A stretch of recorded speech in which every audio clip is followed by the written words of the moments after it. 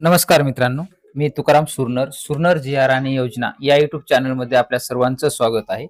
आजच्या व्हिडिओमध्ये एक अत्यंत महत्त्वाची माहिती आपण पाहणार आहोत. त्याच्या संबंध जर पाहिलं तर जे काही शासनाचा जी-आर आहे, तो जी-आर आजच्या व्हिडिओमध्ये आपण पाहणार आहोत. त्याच्यामध्ये पाहू शकताय की तुम्ही डिजिटल केंद्र शासनाच्या डिजिटल क्रॉप सर्व्हे म्हणजेच DCH-MS या प्रणालीच्या अनुषंगानं आता पीक नोंदणीसाठी प्रक्रियेमध्ये तरतुदी जे काही असतील त्याच्यात सुधारणा करण्याबाबतचा हा जी-आर दिनांक 15 जुलै 2026 रोजी काढण्यात आलेला आहे. नेमकं ह्याच्यामध्ये काय-काय आहे? पूर्वी जर पाहिलं तर 30 जुलै 2021 रोजी शेतकऱ्यांना ई-पीक पाहणी करण्यासाठी सुविधा देण्यात आलेली होती. त्यानंतर मग 31 जानेवारी 2023 रोजी त्याच्यामध्ये DCS म्हणजे डिजिटल क्रॉप सर्व्हे हे ॲप आणण्यात आलं आणि त्याच्यामधून ई-पीक पाहणी करण्यात त्यांना देण्यात आलेली होती.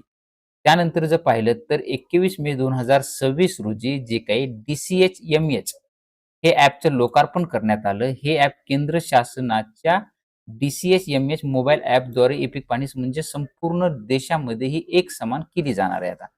त्याच्यामध्ये नेमकं कशा पद्धतीची केली जाणार आहे, आता पाहू शकताय, की जे काही त्याच्यामध्ये DCS मोबाईल ॲपद्वारे पिकांच्या नोंदी करण्याच्या सुधारित प्रक्रिया आता खालीलप्रमाणे काय आहे, म्हणजे कशा पद्धतीने आता नोंद केली जाणार आहे. त्याच्यासाठी जर पाहायचं झालं तर दरवर्षी लागवड केलेली पिके शेतात उभी असताना केव्हाही किंवा विविध पिकासाठी विहित केलेल्या अंतिम तारखेपर्यंत किंवा जे काही नियुक्त केलेले अधिकारी असतील त्यांनी केलेल्या निश्चित तारखेपर्यंत ई-पीक पाहणी सहाय्यकाने शेतात प्रत्यक्ष पाहणी करून त्याचे DCH-MS मोबाईल ॲपद्वारे पीक पाहणी करणं हे गरजेचं असणार आहे.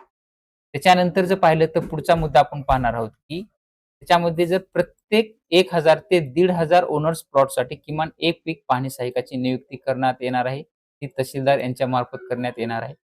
त्याच्या अंतर्गत पाहिलं पुढचा मुद्दा जर पाहिलं तर ई-पीक पाहणी संदर्भात सहाय्यकाने लागवड केलेल्या पिकांच्या तपशिलासह लागवड केलेल्या पिकाचं क्षेत्र, प्रकार वगैरे हे सुद्धा माहिती घेणं त्याच्यामध्ये गरजेची बाब असणार आहे.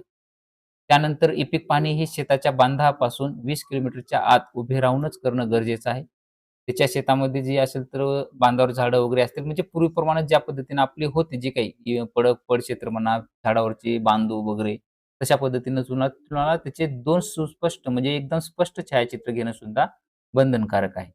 त्याच्यानंतर जर पाहिलं तर सहाय्यकानं DCH-MS मोबाईल ॲपद्वारे नोंदवलेल्या माहितीच्या सत्यतेबाबत म्हणजे जी काही सहाय्यकानं माहिती नोंदवली ती खरी आहे का? ह्याच्यासाठी विहित नमुन्यातील स्वघोषणापत्र हे DCH-MS मोबाईलच्या ॲप माध्यमातून सादर करणे सुद्धा बंधनकारक असणार आहे. म्हणजे सहाय्यकानं ई-पीक पाहणी प्रॉपर करणं हे बंधनकारक आहे. ई-पीक पाहणी सहाय्यकाची जी काही नोंदणी केलेली आहे त्याची 100% पाहणी ही सहाय्यक म्हणजे की काय ग्राम महसूल अधिकाऱ्यांमार्फत करण्यात येणार आहे आणि त्यानंतरच नमुना बारावर म्हणजे ई-पीक पाहणी तुमची त्याच्यावर नोंद केली जाणार आहे 7 बारावर. त्याच्यामध्ये नंतर जी काही पुढची बाब आहे ती ग्राम महसूल अधिकाऱ्याच्या पडताळणी अंती म्हणजे जे काही तलाठी साहेब असतील त्यांनी माहिती चेक करत असताना चुकीची आढळली किंवा वेगळी माहिती विसंगत वाटली तर ते तिथं ई-पीक पाहणी रद्द करतील आणि ती परत सहाय्यकाकडे ई-पीक पाहणी करण्यासाठी उपलब्ध करून देतील. आणि त्यानंतर जे काही ग्राम महसूल अधिकारी म्हणजे तलाठी साहेब यांनी केलेली पाहणीची माहिती जर 12 नंबर म्हणजे ई-पीक पाहणीवर जर प्रचित झाली त्याची माहिती, तर त्याच्यामध्ये कुठलीही दुरुस्ती अथवा बदल करायचा असेल, तर त्याची जी काही चालू हंगाम आहे, ते संपण्यापूर्वी मंडळ अधिकारी यांच्याकडे DCF वेब प्रणालीद्वारे अर्ज सादर करता येणार आहे आणि त्यानंतरच मंडळ अधिकारी जे काही चालू हंगाम आहे, ते संपण्यापूर्वी सदर अर्जाची दखल घेऊन त्याची नोंद प्रत्यक्ष शेतामध्ये भेट देऊन आवश्यकतेनुसार त्याची चौकशी, पंचनामा वगैरे करून त्याची नोंद चुकीची जर आढळली, तर ती व्यवस्थित पिकाची नोंद ती दुरुस्ती करून देतील. हे मंडळ अधिकारीच आहे.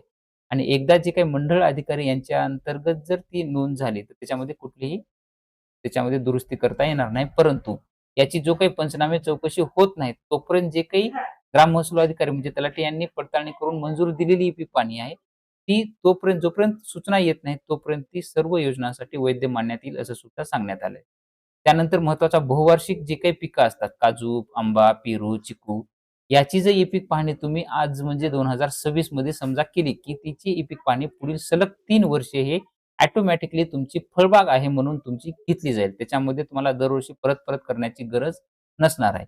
पुढील 3 वर्षे हे ऑटोमॅटिक स्वयं पद्धतीनं चालू राहील. जर तुमची काही त्याच्यामध्ये बदल करायचा असेल, नष्ट करायचा असेल किंवा क्षेत्रामध्ये काही बदल करायचा असेल, इतर कोणतीही माहिती तुम्हाला जर बदल करायची असेल, तर चालू हंगाम सुरू होण्यापूर्वी सहाय्यकाला तुम्ही तशी माहिती देणं हे बंधनकारक असणार आहे.